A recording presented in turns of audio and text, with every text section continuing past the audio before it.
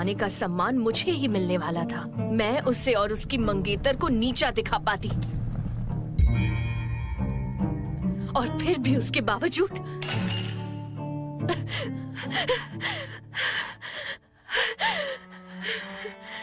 मैं ये बात बर्दाश्त नहीं कर सकती कि वो मेरा नहीं हो सका।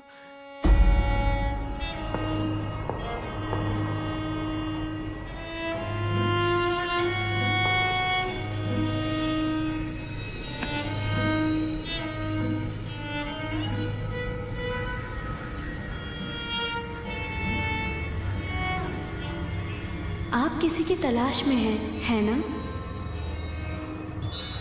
ये आपकी मदद करेगा।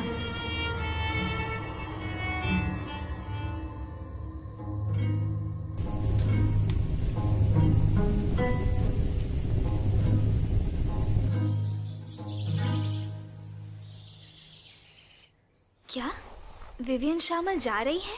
जी, वो अपने महल में वापस जा रही हैं। तो क्या वो मंदिर नहीं जा रही? जी नहीं माय लेडी। लेकिन हर साल शिकार के बाद सभी लोग मंदिर में जाते हैं, है ना?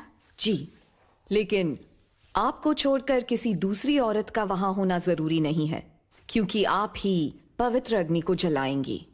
ओह, तो ये बात है। जैसे ही आप तैयार हो जाएं, हम मंदिर के लिए निकल जाएंगे। आप तैयार हो जाएं। ठीक है एंसली, मैं समझ सकती हूँ।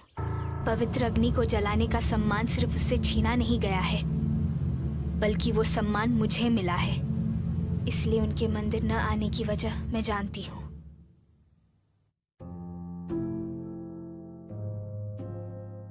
परम पूज्य हेगा जी, क्या आप वाकई में नहीं जाना चाहते? मैं इतनी मशक्कत से वहाँ क्यों जाऊँ? बस कुछ बचकाने अमीरों को खुश करने के लिए ही। लेकिन इस बार की बात अलग है, क्योंकि नवाब वेन नाइट वहाँ खुद हाजिर रहेंगे, और यही बात मैं आपको बताने आया था। ये तो सुन भी नहीं रहे। इन्हें अमीर लोगों से हमेशा घिन आती है। इन्हें अमीर स्वार्थी और बेवकूफ लगते हैं। लेकिन इस बार पीछे हटने से काम नहीं चलेगा। मुझे कुछ न कुछ करना होगा। गुरुजी, हमारी संस्था की आर्थिक स्थिति बहुत ही गंभीर है। हर साल चंदे की रकम घटती जा रही है, और उसी वजह से संस्था के अंदरूनी कामकाज पर भी इसका बुरा असर पड़ रहा है। राक्षस का शिकार वो बेहतरीन मौका है जब हम अमीरों से चंदा इकट्ठा कर सकते हैं। और सबसे जरूरी बात, मंदिर में इस वक्त वो महान व्यक्ति हाजिर हैं, जो न सिर्फ महान पंडित हैं, बल्कि उन्होंने धर्मशास्त्र को हमेशा के लिए बदल कर रख दिया। वो महान व्यक्ति हेकादमिंड स्वयं है। ये तो हमारे लिए ईश्वर का संकेत है। तो इसका मतलब है कि हर छोटे कार्यक्रम में मैं हाजिरी लगाता फिरूं, घोंचू कहीं के। घोंचू? अब मैं हिम्मत नहीं हार सकता। ऐसा ही चलता रहा तो इसका बुरा असर हमारे धर्मशास्त्र और आने वाली पीढ़ी पर भी निश्चित पड़ेगा। गुरुजी। क्या कहा? गुरुजी, आप तो वैसे, मेरा मतलब है कि आप तो बस हमेशा अपने शिष्यों के लिए बस अच्छी शिक्षा चाहते हैं, है ना? वैसे अगर तुम होशियार शिष्य होते जो मेरी पढ़ाई में मदद करता, तो पढ़ाई के 5 साल कम हो जाते। मेरी बात आई समझ में तुम्हारे घोंचू कहीं के? तो हम 5 साल का चंदा बचा पाते आसानी से, और उन पैसों को बर्बाद करने की नौबत नहीं आती। क्या तुम ये कह रहे हो कि ये सब तुम्हारी गलती नहीं है? मैं वेड डेविस फ्यात इंटरनेशनल स्कूल ऑफ थियोलॉजी से प्रथम श्रेणी पाकर अव्वल आया हूँ।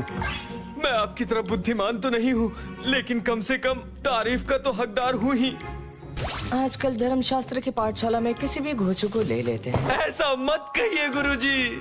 तुम्हारे इस चरित्र को देखते हुए मुझे ऐसा लगता है कि तुम्हारी तोते की जुबान तुम्हें जवानी में ही मरवा देगी। ये आप क्या कह रहे हैं गुरुजी? आप मेरे चरित्र को नहीं परख सकते?